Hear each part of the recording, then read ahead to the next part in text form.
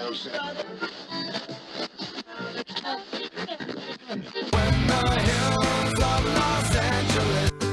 Angeles, I'm and most Hollywood nights. She comes to California, oh, California. What you say about Los Angeles? LA got the people saying.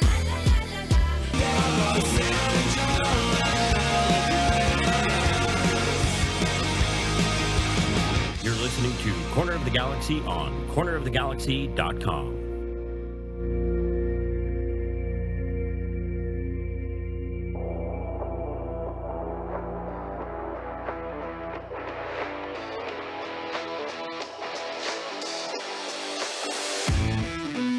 It's time for another episode of Corner of the Galaxy from the Box, the show that gets you behind the scenes of the LA Galaxy and into the minds of soccer reporters and MLS experts. Your hosts for the day are Corner of the Galaxy's Josh Guesman and LA Times soccer reporter Kevin Baxter. Let's start the show. Hello, everybody, and welcome to Corner of the Galaxy from the Box on cornerofthegalaxy.com. I'm your host, Josh Guesman, coming to you on a Monday. That's right, a Monday, September 5th. Still in the holiday weekend. You're wrapping up. Everybody's sort of got those Sunday scaries that really are happening on Monday. So getting ready to head back to work, I imagine, for most of us. And we got a little holiday treat for you to sort of end that out. Kevin Baxter off covering Angel City tonight, so not going to be in attendance tonight. And all the backups were pretty much off covering Angel City as well. So you get me. Which, if you listen to my post-game talk after the game, I drive down the freeway on Twitter. I go out on a live show and I sort of just talk about what I just heard from the post-game, give some initial thoughts, that type of thing. If you're doing that, this is going to be similar, I imagine. I don't think my thoughts have somehow managed to change about the LA Galaxy's 2-2 draw, so definitely going to talk about that. That's pretty much the focus of this one because we're looking at playoff picture. We're looking at what the 2-2 draw does. And we're looking at what Nashville coming up this weekend is going to look like. But obviously, that Nashville game is going to be a little bit different in terms of, we'll talk about it on Thursday, no midweek game for the LA Galaxy. Just 6 games remaining for the LA Galaxy, one of the few teams that has 6 games remaining. Some teams have 5 games, some teams have 4 games. And if you're focused in on Portland, relax. There's still plenty of time for the LA Galaxy to be able to surge past Portland. They still have Portland only has 4 more games to play. Galaxy have 6 points basically that they can overtake from still from Portland. But ultimately, if Portland wins out and the Galaxy don't, that's going to be one of those spots that gets lost. So we'll focus in on the table here in just a little bit and pay attention to that. Just general thoughts. I have to imagine that you woke up this morning feeling hopefully a little bit cooler than it was at the game. Game wasn't horrible. I think it was supposed to be a lot hotter than it actually ended up being. So that's a good thing. But overall, I have to imagine you woke up and thought, hey, feels like the LA Galaxy lost that game. And we've seen the LA Galaxy now unbeaten in 5, which is, by the way, I should point out, a new record for this season, unbeaten in 5. And in fact, it tops last year's that only had 4 unbeaten in a row. Now, having said that, if you're looking at this LA Galaxy team and you want to feel good about it, you probably would have liked to be unbeaten in 5 and had 3 wins and 2 draws instead of it being reversed, which is 2 wins and 3 draws, right? So the 9 points from that would have been better if you were able to put another 3 points on top of that and then add 2 points and have 11 points instead of just the 9 points. Does that make sense on the math? I don't want to confuse anybody. It's Monday night and nobody really needs to figure it out. I should also warn you that there's no air conditioning in this room right now because I turned it off to record. So we're going as long as I stay somewhat comfortable and able to handle the heat. But as you watch the sweat sort of build up and run down, that's how it sort of was in the press box last night too, sitting up outside and watching this LA Galaxy team. I thought, we're going to look at the lineup. But in general thoughts, I thought the Galaxy and the way that they lined up in the formation that they lined up in to start the game was really kind of a fun way to look at it. Not something I think any of us really anticipated, to look at a 4-man diamond midfield, going with 2 strikers up top with Jovic and Chicha in there, and seeing the LA Galaxy pass and play through the middle. They were outnumbering SKC in the midfield, and then they were absorbing the pressure that SKC was able to bring on the wings. And for the most part, they did a pretty good job. But as a matter of fact, we'll look at the non-penalty kick XG on some of this, and the Galaxy really limited Sporting Kansas City to a lot of chances. So if you're looking at positives out of that, that's something. But the way it all ends and the way it all happens, one with the LA Galaxy being up 1-0 at halftime, and then two allowing 2 goals in the second half, which feels like deja vu. We've seen this before from this Galaxy team. In fact, the 3 draws that they have during this unbeaten stretch all sort of come from that same scenario, right? Drop 2 points to Seattle at home, drop 2 points basically on the road to Toronto, where you could have had 6 points on a road trip instead, drop 2 points against Sporting Kansas City. I would imagine all of you would be feeling a lot better had there been 6 more points in the basket right now than if there wasn't, right? So, I mean, it's certainly an interesting lineup, just the way that Vanney puts it. And, you know, don't pay any attention to this 4-4-2. Like, not 4-4-1-1 is not how it lined up at all. Jovic was up on top. It was a 4-4-2, but it was a diamond midfield. Vasquez was sitting at the point with the 10. Puig and Delgado out to the left and right, and Brugman sitting in the middle. Brugman had a great game, another great game. Really solid. I thought Delgado looked rusty, which you sort of would expect, but I actually thought he grew into the game pretty well.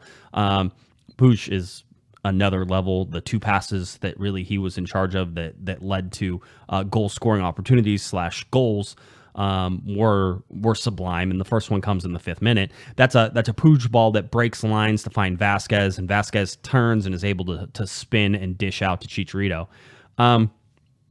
I saw some people questioning why Victor Vasquez gets starts, and that's the reason why Victor Vasquez gets starts. The fact that he's able to play with Puig in the middle, I've said that I think it's taken 3 or 4 years off of Vasquez being able to play with Ricky, just because Ricky moves so well around him and orbits around him that it allows Vasquez more time to sort of deal and dish, and then also to combine. And in that combination, there's some confusion on the defense and really helps. So I thought Vasquez played well. He just he can't go 90 minutes, so you're not expecting him to. That's not the way he does. But Vasquez, I thought, played pretty well. Puig had a great game. I thought Brugman had a really good game.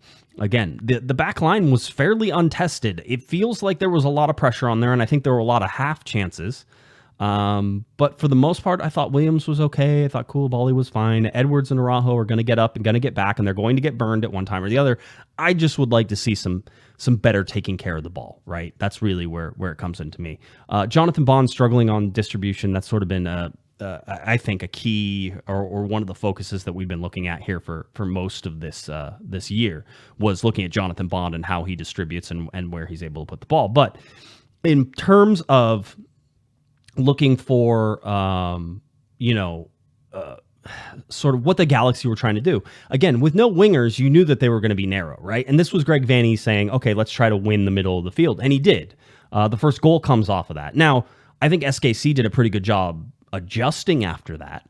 And you sort of were like, okay, where's this going to go? With the Galaxy winning 1-0, certainly you would expect that in that heat, and certainly if you watched the latter stages of that first half, the Galaxy were standing in the center circle passing the ball around because Sporting Kansas City had no energy and no thoughts of actually pressuring, right? So it was a real slow game, especially towards that end of that first half. And it was sort of like, okay, everybody's sort of content to get everybody's sort of content to let things play out just the way it is and get to halftime, and then we'll adjust from there, right? So I thought Sporting Kansas City did a good job in terms of the subs that they brought on, provided that width, right, and that the discovery of the space on the outside, and that's where Vermees, and quite honestly, Vanney, I expected would get hammered on those outsides. So the big deal here is that the goal that happens and the one that makes it 1-1 for me is such a difficult goal to swallow in so many ways. Yes, there were half chances. Yes, Sporting Kansas City's building into a lot of these attacks. Yes, they probably had more possession, and I think people got frustrated with Dejan Jovic having to play defense at the midfield role. I'm going to show you in a second that Dejan got plenty of time playing up top, because we'll look at his average position, and his average position is very much in the two-man forward. He was up there, but he was looking uncomfortable. Vanney expected him to drop into the midfield and play defense. That's fine. Did he ask him to play ridiculous defense? No, he didn't, but he needed to get out on that wing and at least provide some resistance on the outside. I don't think that took him out of any sort of offensive scoring chances. I thought Dejan had a couple really good chances in that game to score. And in fact, the Galaxy had 5 big chances in this game. You want to know why the Galaxy lost this game? You can point at Chicharito and that penalty kick, absolutely, but you can also point at the fact they did not finish, once again, the chances that they had. And then it's a penalty kick fest for both teams. The first goal with Chicha and Chicha taking that and just the ball that Vasquez puts in and sort of the ability to move off of that, right? And the ball's almost behind Chicha and he takes it with his left foot and scoots it out in front of him, I thought was outstanding. And then be able to finish from that past Pulskamp and score, inside of 5 minutes. The Galaxy now, by the way, and I'm sure you know this because I talk about it all the time, the Galaxy now have scored first in their last 5 games. So it's kind of no surprise that they've been unbeaten in their last 5 games. Usually when the Galaxy score first, they have a very good chance of winning a game. We've talked about it. They're 10-1-4 right now with that. Now, the last 2 games where they've scored first have been draws. And if you go back to the one where they were at home against Seattle, they also scored first. And that one was a draw as well. So, I mean, they're in winning positions, right? And so the Galaxy to get a goal in the top, inside that first 5 minutes was huge. And that's what that's what I think Greg was sort of hoping for with that formation. Again, the creativeness with Puig and Victor Vasquez and then Delgado sort of, again, building into that game. And then with Brugman in there as well. I thought that they had, and Greg said afterwards, he said, we had all our best handlers of the ball, right? And so, it's all the best handlers of the ball were in there to control the possession, to control that game. Galaxy end up with 60-40 possession on this. By the way, that's not necessarily a good thing for them. A lot of times possession and their mass amounts of possession is actually a negative for what the Galaxy are trying to do. But in this case, they created the chances. They created, I think, a lot of the half chances and just the finishing isn't there, right? So I didn't have a problem with Joveljic playing defense and having to come back on the mid. The problem was the Galaxy didn't hold as much possession, I think, as they were expecting in that first half, and Joveljic ended up having to defend a little more than probably he wanted to. And so then that sort of just puts more pressure on everybody else through that midfield. But again, I thought Brugman played well. I don't think the first half was out of control by any means. I thought the Galaxy were well within their control, well within sort of their ability to play. And then you sort of saw the energy drain out of the game as it sort of, dwindles onto that last sort of 45 minutes, right? So it was hot. There's some, I went back and watched the highlights and there was like nobody in the stands. I'm like, I get it. Damien, I'll call him out. Damien Calhoun was refused to come outside in the first half. So he watched the game from the inside the press box where it was nice and cool with the air conditioning. He had been out at covering some high school football games over the last couple of days. So he was done with the heat, sort of thing. So, I had no problems with Joveljic. Again, if Joveljic puts in that header that gets put to that back post where I thought that if he would have taken a better route at it, he could have put that ball on net. That was in the first half. Joveljic can get on the score sheet here as well. The bottom line is Galaxy didn't capitalize on that possession and the chances they created in the first half. And of course, we've seen that. And then the script goes like this is SKC sort of gets a half chance, and on the penalty kick goal that they get, it's unlucky, right? And listen, the Galaxy are going to get lucky later, especially on their 2 penalty kicks, right, that they had. They're going to get lucky on those. And you can see that. But at the same time, this one is particularly harsh, I think, just because Brugman's in a good position. He's able to stand up the attacker. Attacker shoots the ball deflects off of Brugman, his left foot, and into the air and hits Derek Williams, who had his hands stretched out. Now, I think there's a lot of people, and I'm going to say this across all levels of FIFA and professional soccer, that say, well, his hand wasn't in a natural position. There was no way on God's green earth that Derek Williams was trying to make himself bigger in that. When you're a defender, you have to do a ridiculous amount with your arms and your body and your hips to try to get into places and positions. Now, we're in a position now in this game that if your arm is even a little bit, like if I'm trying to keep my balance, right? Let's talk about this for a second. If I'm trying to keep your balance, if you're on a balance beam and you're trying to keep your balance, you usually put your arms out, right? It gives you a little bit more stable center of gravity. That's how you go. So you know that when you twist and you turn, that a lot of times, and especially look at gymnasts on a balance beam, they twist and turn and they use their arms to counteract the motion that is going on down below, so that way they can control their lower body in ways to keep them on this little tiny beam. Same thing happens all over the place. So Derek, I think, gets unlucky. I don't think he's trying to make himself bigger, but his arm's out away from his body, and in today's world, that's going to be a handball. I had no problems with the call. I just think it's really unlucky. Right? So you get that in there. Talk about unlucky again. Johnny Russell comes up to stop this ball, or to put the ball in the back of the net, right? And Jonathan Bond guesses the right way, gets a hand on it. It's a heavy ball. by the way, foreshadowing, hit the ball hard, and you never know what can happen. Jonathan Bond, gets his left hand, actually it was probably his right hand that came up over the top and got it on it. He deflects it off the post, the near post that he's diving to, and that ball, if it hits a quarter of an inch a little bit further to the right, stays out. Listen, there were a bunch of SKC players waiting to tap that in. I'm not saying that they don't tap that in and don't finish it, but Bond almost saved that ball. And I thought it would have been a little poetic, quite honestly, to be like, okay, you saved that one, because I thought it was kind of a cheap PK. It's a penalty kick. I'm not going to argue about that. I'm just saying it's a cheap one. It was like you created nothing, right? And the Galaxy do that to get their penalty kick in the 88th minute, right? Whenever Grandsir heads the ball, and that's such a nothing penalty kick. I really don't like it whenever it comes off the player, off of his own leg, and hits a hand. I really don't like that. But anyway, so you get in these spots, right? So now it's 1-1. Now the Galaxy a little bit more in the hole, right? Sasha Kleshin enters the game. I know everybody hates Sasha Kleshin. You can miss me with a lot of that. I don't think he played well.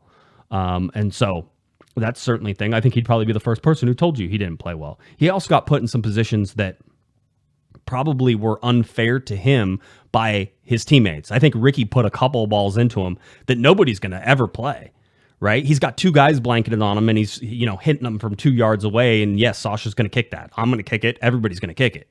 And it's not going to be in control, and you're not going to be able to do it. That being said, Sasha didn't play well, right? But there's a reason that Greg Vanney brings in Sasha Kleshin, and that is to continue that control that he has in the midfield. Victor Vasquez can't run anymore. He's done. Hot day. You bring in Sasha Kleshin. It's a like for like with a little bit more of a box-to-box or defensive side instead of the offensive side, right? Sasha Kleshin in that role.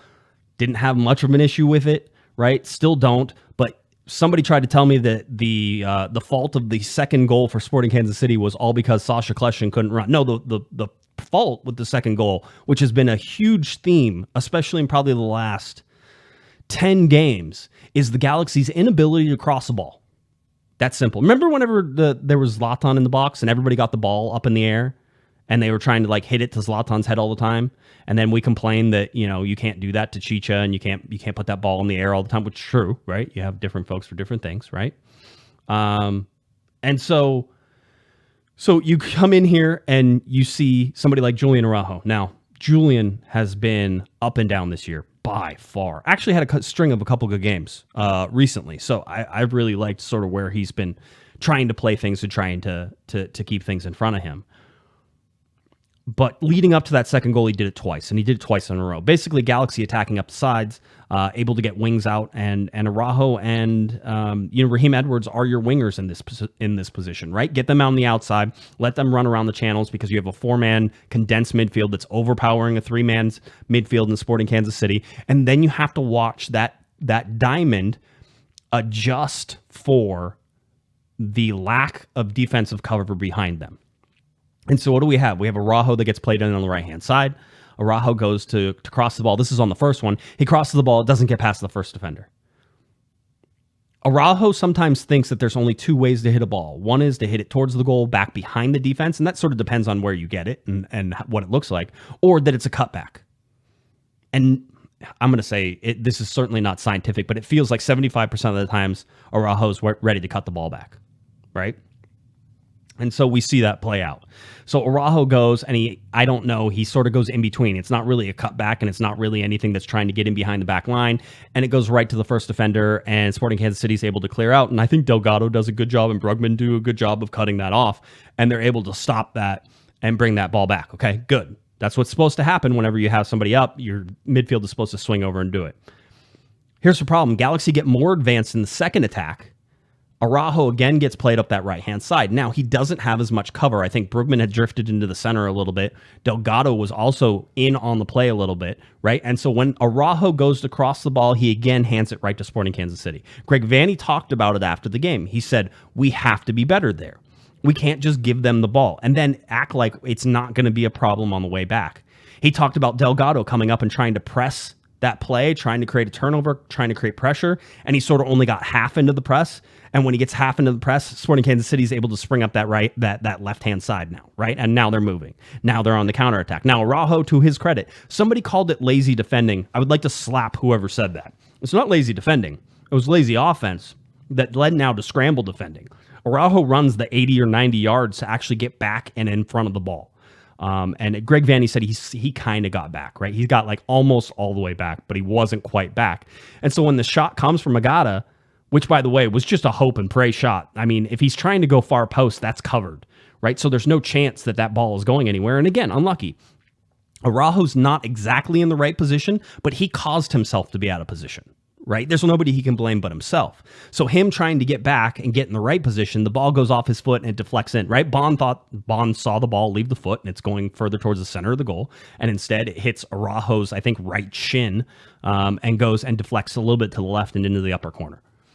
Like if Agata was trying to hit that shot, he would never have been able to pull that off. The angle wasn't right from where he was, right? But again, it's poor offense and taking care of those chances. And Vanney's like, put the ball in the air towards the back post. He goes, if you don't have anything, at least do that, because when you do, stuff happens. And he pointed to the Grand Cyr header that was sort of out of nowhere. And again, with Douglas Costa coming on, those types of things, right? There was all of a sudden there's this more movement, right? Cabral. By the way, I also liked it whenever Cabral came on and Caceres came on, and Caceres he got about 10 minutes whenever all is said and done. They'll only show him for about 5 minutes, but with all the stoppage time and extra time and all the things that happened there. But Cabral came on in, and Ricky Puig is there, and sort of this game had been calling out for a little bit more of some winger presence. And in the 71st minute, after it goes 1-1, Vanney brings in Grand Cyr, and he pulls off Brugman, he pulls off Joveljic, right? And he gets Costa in there. And I thought Costa was sort of halfway between trying to really put something into crosses, but he created some chances that caused some problems. And I think one of those was the ball to Grand Cyr on the back post. So again, subs that come in and make a difference, right? I think it's Costa who lobs it to the back post, and it's Grand Cyr who heads the ball, and that creates the penalty kick. And that's the penalty kick that Chicharito scores, right? So eventually that makes it 2-2 in there. You also have you also have Cabral in here that does stuff as well, right? So you're getting all of these chances that are starting to build. And I thought that the subs, while I don't like Cabral in that late at 85, you still end up getting him for 10, 12 minutes whenever all is said and done, right in there with Caceres, right? The whole deal. When you get that, and then Javi's able to bury the penalty kick in the 88th, right? Now it's 2-2. The thing I think we should focus on is, and we'll talk about Javier's miss here in a second. So please, we're not put the cart before the horse, right? When we look at this, we say the Galaxy were able to create a great pass by Puig, and I don't know there's nobody else who's making these passes. There's some good players in Major League Soccer. There's some people who can make these passes, and on occasion you see them. But the ball to Cabral, which is fun to say, but the ball to Cabral is a perfect ball. And the fact that how did Vanney word it? Vanney worded it, he says the first touch from Cabral was just good enough to get Pulskamp to come off of his line, right? It was just good enough for that to happen, that Pulskamp comes out. And by the way, Pulskamp should have got a yellow card in this, and I don't think anybody's really paying attention. And if the defender had gone back and covered the goal line, Pulskamp probably gets red carded in this game, because Pulskamp did not try to get the ball. In fact, he missed the ball, and he missed Cabral's left foot. And the only thing that causes the penalty kick is Pulskamp reaching out after Cabral is already by him, basically, to grab Cabral's right foot. It's an easy penalty kick. It's super easy to call, right? But all of the things that happen, and again, you could say Cabral had a bad first touch, but as Vanney put it, just good enough first touch to have Pulskamp sort of have to come out and do something about it, right? I think the Panda texted me. He wasn't at the game, but he texted me and he said, why would you possibly take down Kevin Cabral? Why would you possibly take down Kevin Cabral knowing he's never going to score from wherever he is?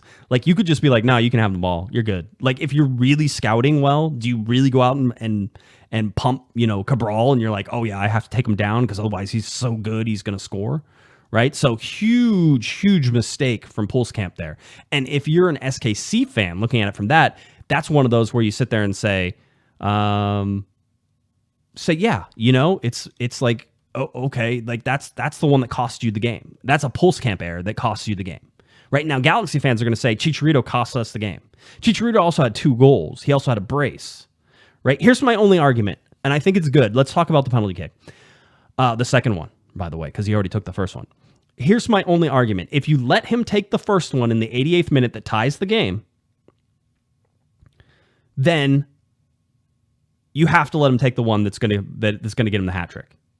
Right? Even knowing his numbers, we'll go over his numbers here in a second. Even knowing his numbers, you have to let him take the third one. There's like, how are you going to take the ball away from the guy who already has 2 goals on the night? How are you going to do that? I'm not going to. He has to be like, I'm not taking it. That has to be on him. So if you want to put pressure on him, that's him. Now he told us. He said, you guys can believe me or not, but I'm going to tell you exactly what happened. I'll give you the whole thing. And Chicharito told us the whole thing about how this play went down. Sasha Kleshin came over and said, hey, do you want to take it? He goes, because Sasha, and Chicha knows that if Chicha says no, that if he says no, that Sasha's going to take it because Sasha's the other penalty kick taker. Right? And so in that third instance, right, going for the win now in the 5th minute of stoppage time, the 95th minute, this is up to Chicha. And if he thinks he's not comfortable, and listen, guy already has a brace, right? If he thinks he's not comfortable, he has to give that ball up. I don't think that was the case. I thought he felt more than comfortable. Okay, now we're going to get into some of his ways of how he takes penalty kicks that would drive me crazy. But if you let him take the first one, you can't let him not take the second one. Unless he doesn't want it, right? So if you want to say, hey, Chicha, don't do it. As a matter of fact, he told Sasha goes, where you think I'd putting it? And Chicha goes, I'm going to put it in the same corner, right? Same corner as the one he just did, right? Same corner. Would have been a great idea, by the way.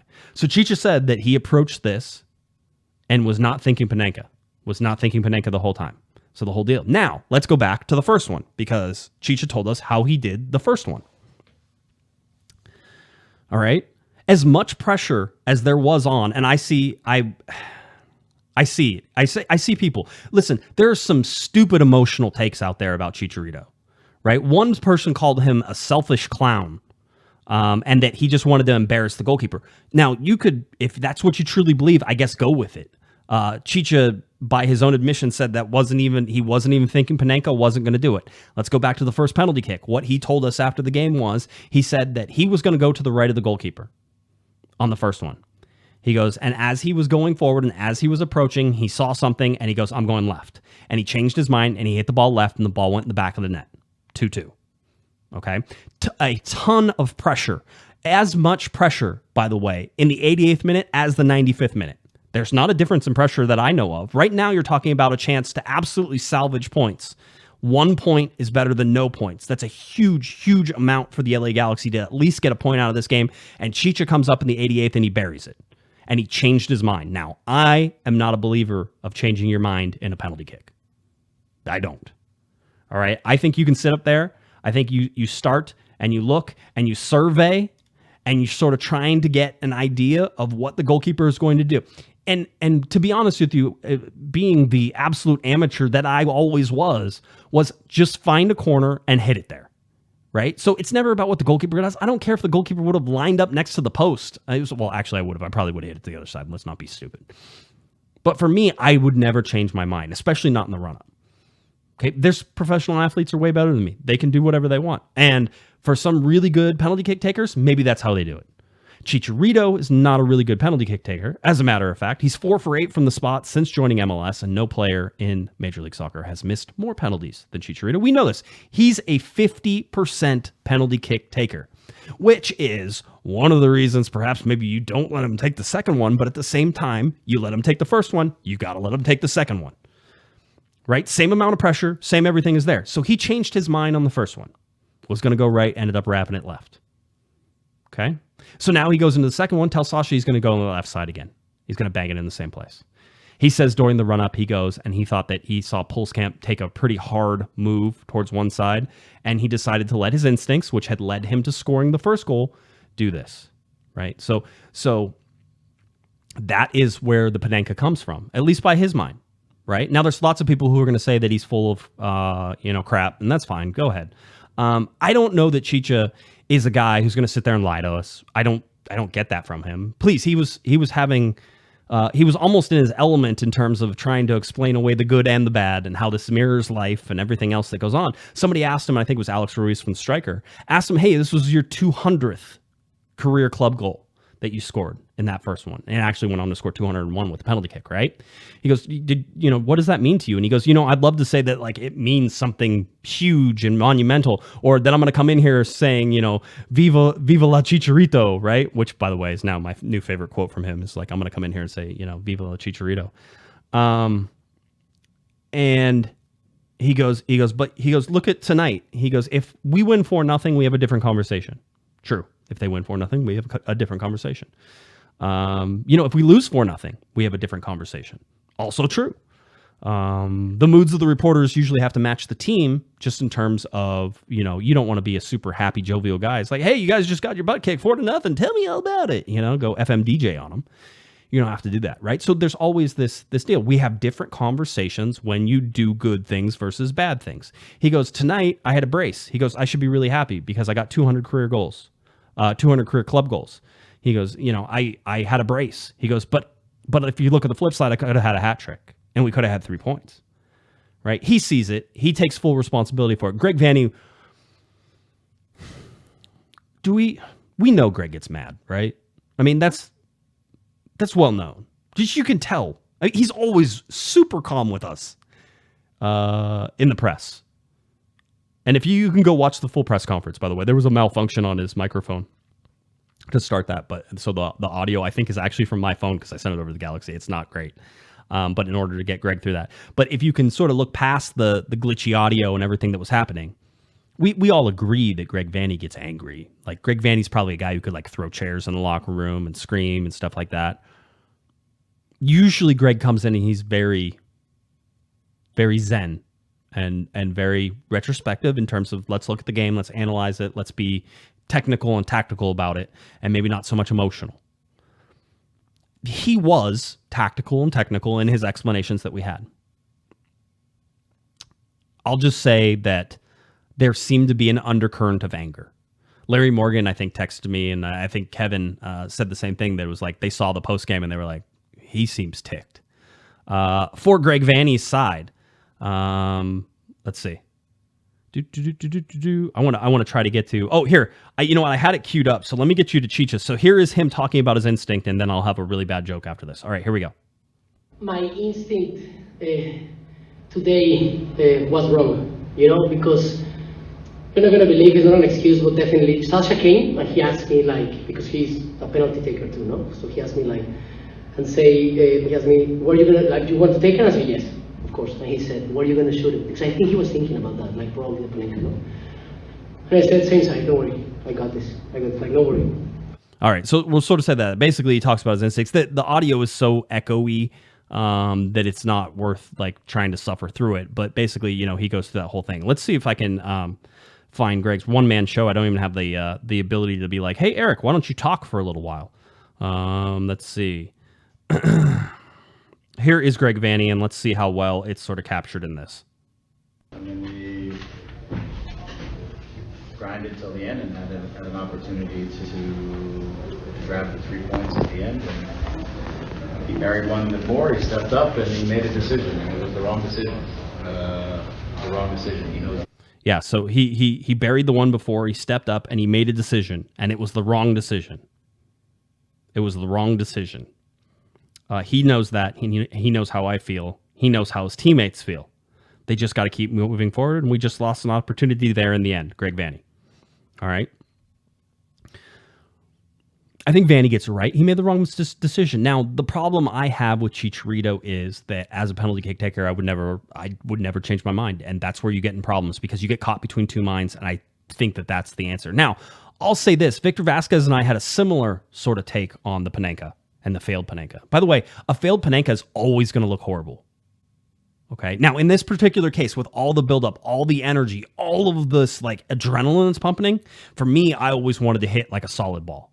And I would have liked for Chicharito to step up there and just hit a solid ball. And if he would have done what he did at first, the Galaxy win that game, right?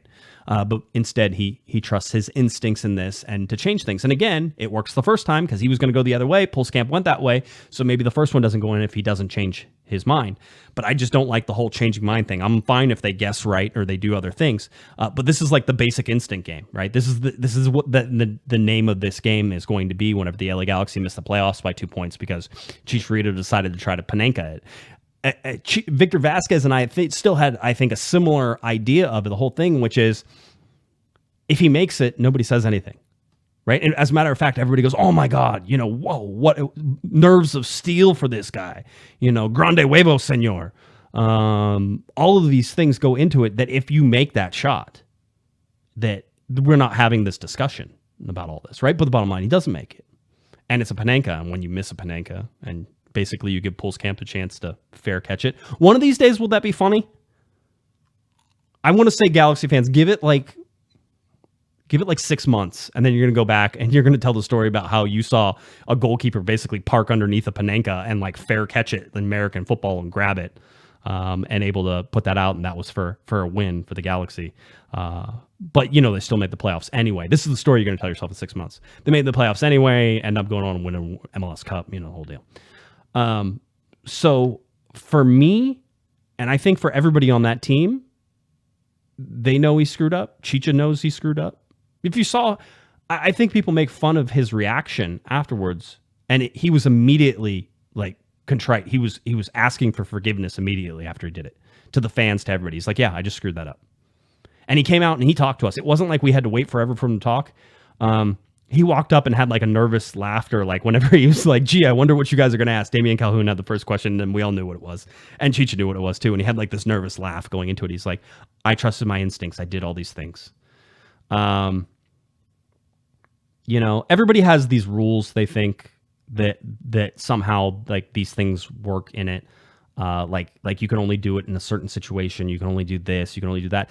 Bottom line is, if you do a Panenka in this situation, because it's so high pressure, because you expect that the goalkeeper is going to be amped up, you expect that the goal taker is going to be amped up. The Panenka is actually a pretty interesting take. It's like, let's baseball analogy this for a second, right? Just like if you've been throwing just absolute heat and gas, and you got a 100-mile-an-hour fastball, and you have a guy now, and you've got them 0-2, and they're down to their last strike, and it's a one-run game, and this guy's going to be jacked up because he's going to be like, here comes the fastball, he's going to do it, and you throw him a changeup, right? The change of speed in the situation, situationally, how it all goes. You can do some things. If Chicha hits that to the left and Panenka's it goes in, everybody's like, oh man, again, what a great job. He owns this game.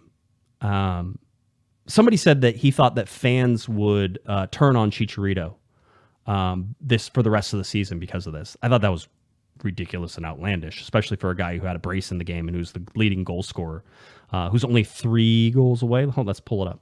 Who's only 3 goals away from tying his same stat line for last year. Yeah, he's got 14 goals, 2 assists, and last year he had 17 goals, 3 assists. Now, more minutes this year, stayed healthy, 26 games played, 21 games played in 2021. If you look at it, the shots are roughly the same. Shot on target 30 in 2022, 32 in 2021. Total, right? 65 shots so far this year, only 6 more than what he took all of last year. So really, when you look at this, to me, it says that Chicharito is basically holding a lot of his same form that he had last year. And he hasn't been given as many chances. If you look at the shots and everything he's going, Chicharito's the MVP of this team right now. Right. And so I think the worst thing that can happen is that he lets this somehow affect him going on. Right? Because if that's the case, he's useless. Throw him out. Start Joveljic. Right? And by the way, I'm done. I'm done with 2 forwards. But you can play that stuff in the second half of things. Let Dayon come off the bench. I like having that ability to come off bench. And I think it provides a better sub progression than bringing Douglas Costa or Cabral or Grant Sur off the bench or something like that. None of those guys are offensive threats that I'm really worried about. If I'm the other team, Dayon is a real threat. Bring him off and let him run for 20 minutes at the end of the game. I don't like the 2 forward situation, and I don't think you should make Dayon play, sort of in that position where he had to play left mid. Now, having said that, his average position was higher than Chicharito's. So again, he got plenty of time up in the 2-man forward area that he had. He just had to defend.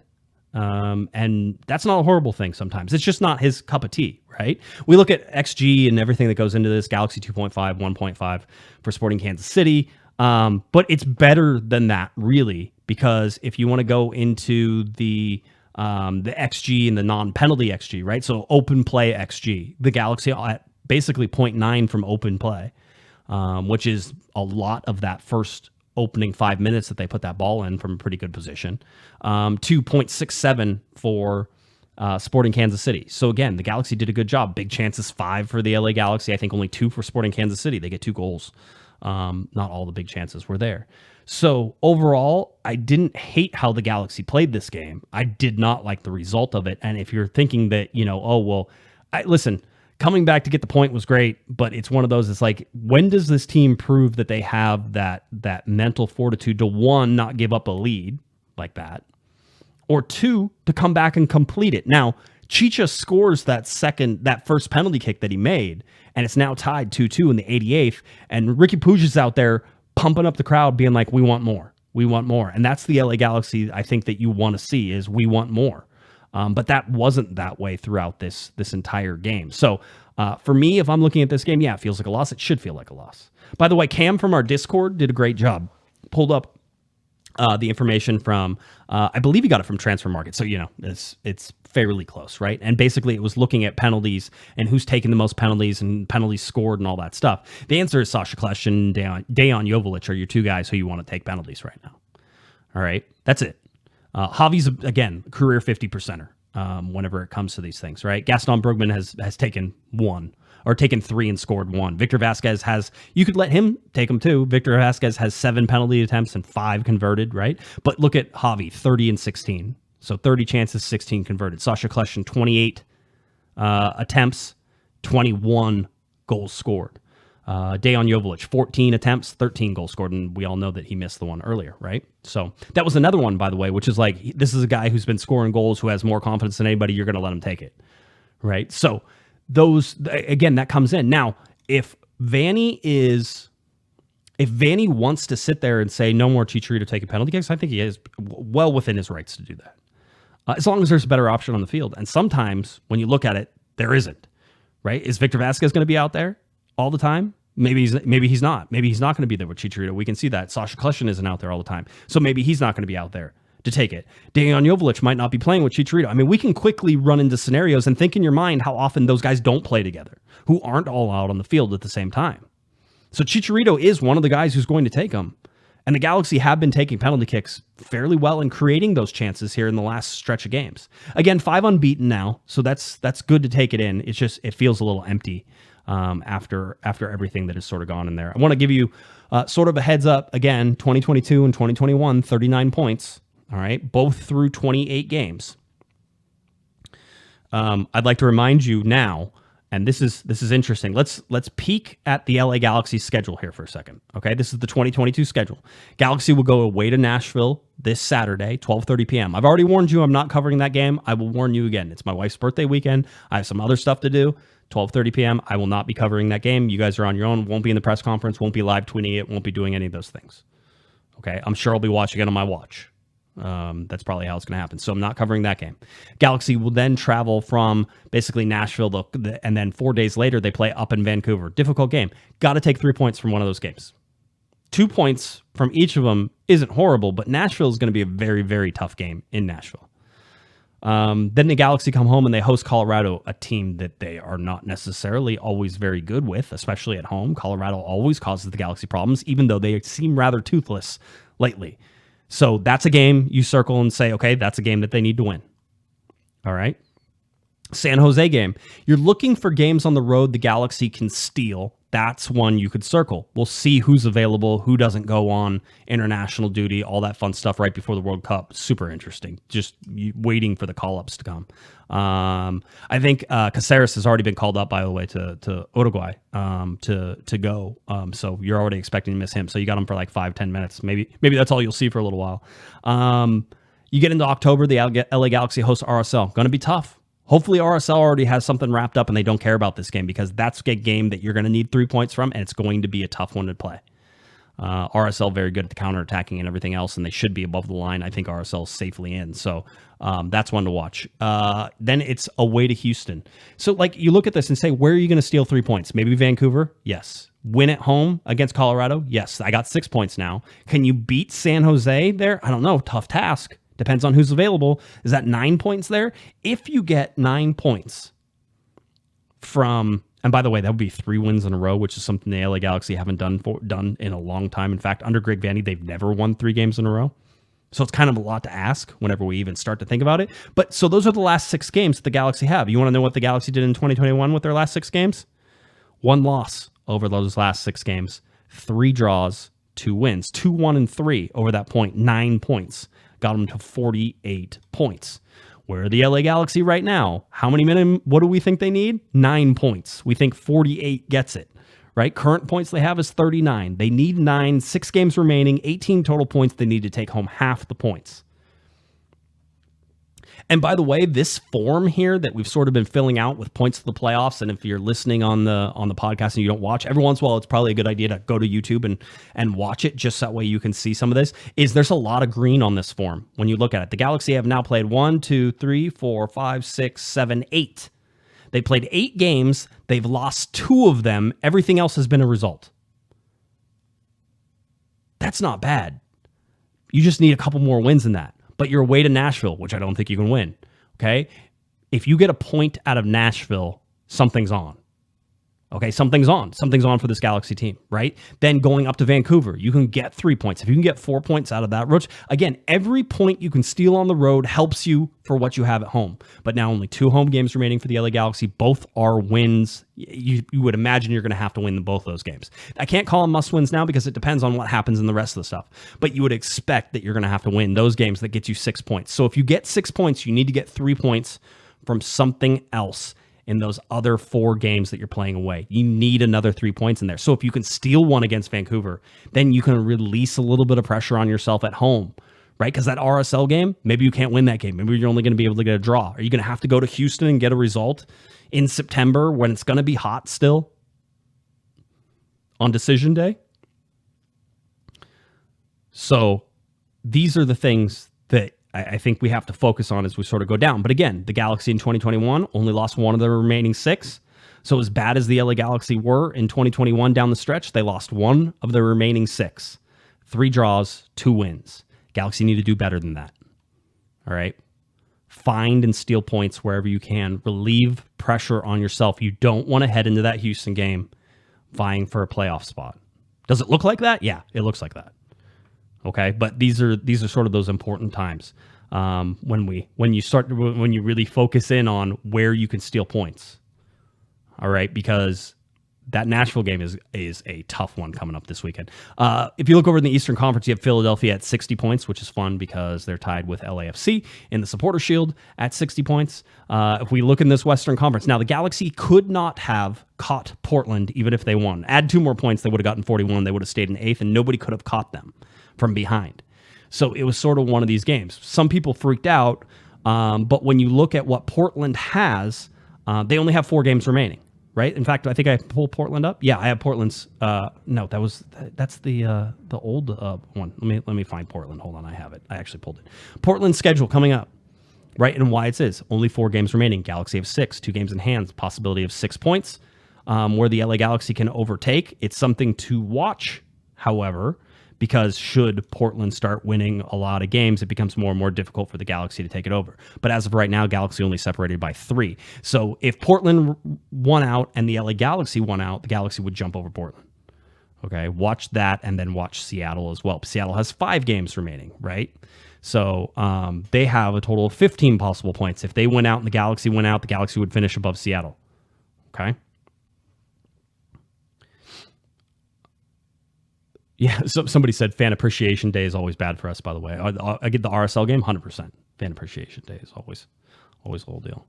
And all the people, by the way, I see it. Oh, our standards have fallen. We're trying to scrape into the playoffs. Have you not been watching this team? Do you think this team is even a shadow of the championship teams that have come before it? To me, that boggles my mind. If you're sitting there saying, oh, well, we should be talking about MLS Cups. Well, you haven't been for 5 years. All right, get into the playoffs and win some games. That's how you start fixing this.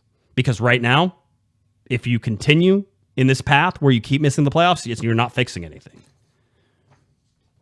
Right? Even as good as the Galaxy have looked in the last 5 games, and certainly a step. So yeah, do you need to adjust your standards? Well, no. You can just be angry all the time. You know, there's 28 teams in Major League Soccer right now. 27 of them don't win an MLS Cup. Probably 5 of them are actually in MLS Cup contention. So you want to get in the playoffs, so get in. And by the way, this team plays good teams really well. So get in and upset somebody. Play in Austin. You know, play in LAFC in the first round. Absolutely. Right? Go to Bank of California Stadium and play LAFC in the first round. Either you won't because they get a bye. But get past that. Find your way into these good teams. The Galaxy play good teams well. They play crappy teams bad, which is maybe why you look at this schedule coming up and it doesn't work. Right? You're sort of sitting there going, how did they get the points? We look at Seattle and Portland. Portland has to play against Minnesota. Portland has to play against Columbus. Portland has to play LAFC. Portland has to play RSL. Those are their last 4 games. Not an easy schedule, but it will be spread out for them. Seattle will play at home against Austin. That'll be a good game to watch. That's coming up on Saturday. One to watch.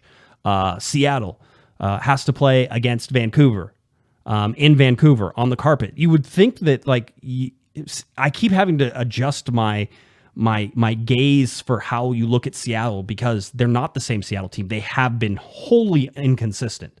That being said, they have a pretty easy schedule playing at Vancouver, playing against FC Cincinnati at home. FC Cincinnati's an okay team this year.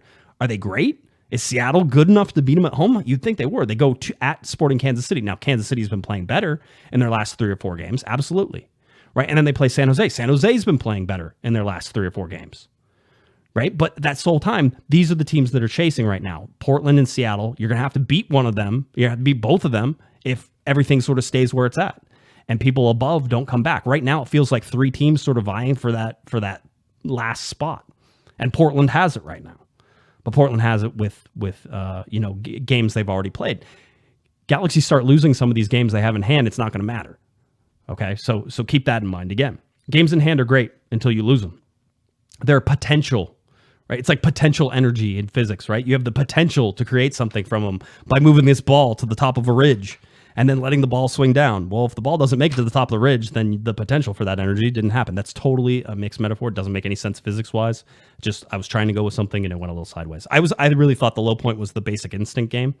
And I'll live with that and I'll survive on that. You look at this, coming up again, 5 games in September, 2 in October. Everything is about to sort of close out pretty rapidly here. It was funny when I was looking at the schedule and I'm looking at that 2021 schedule. We're talking about these games. The last 6 games happened, at the middle to end of October into November. And here we go, last 6 games because of the World Cup coming up in the wintertime. We have the last 6 games happening right now in September. Most of the games are in September, only 2 games in October. So it's quite a shift in terms of how this will wrap up this year and how the playoffs happen and when that line cuts off, and it's going to cut off early, which means a long off season if you don't make it. That's for sure. So I'm trying to think if there's any other charts that I really wanted to absolutely get to. And I think we've covered most of them. Here's the deal for me and the LA Galaxy. You got to win games. Find a way, Found a way against New England. You stole points. Good job. Right? Go in there, smack them in the mouth. Hold on, win that game, 2-1. Toronto, you found a way to get a point. That's good. You should have had 2 points. Right? So all these things, again, take the point, take the stuff. 4 points on this road trip would be great. Would be, again, the O word that everybody gets mad at me for saying. That's what it would be. 4 points is huge. Gets you almost halfway to your 9 that you need, and then you still have games. Any points you pick up now are huge and sort of moving you to the next spot. And it is literally the most important part of this is 1 game at a time. And you better hope and pray to God, if you're an LA Galaxy fan, that Chicharito isn't in the dumps because he missed that penalty kick. Straight up. All right. Diego asked, do you have a chart to see how we do on Fan Appreciation Day? It's not pretty, Diego. Against RSL at home. I mean, listen, if you're talking about a game that could possibly get the Galaxy into the playoffs and maybe start to turn and twist your fortunes around as Galaxy fans and as the team, is win on decision day against RSL. Right? Patrick, by the way, $5 super chat. Appreciate that, Patrick. He says, I think we can beat any of these teams when our heads are not inside the buttocks. I'll say buttocks. We've done it this year. He's right. The good teams are the ones. Right? That's absolutely. But yeah, I mean, you're getting to the point now where because you've dropped spots, because you've dropped points at home, because you haven't taken care of business, and I have my home points or my home points here, 24 points right now at home so far this year. 29 points is what it was last year. You have to pick up 5 points at home in order to match or surpass what you did at home last year. Win both your home games and you get 6, and you'll be a better home team. But right now, I don't think the Galaxy have been a better home team.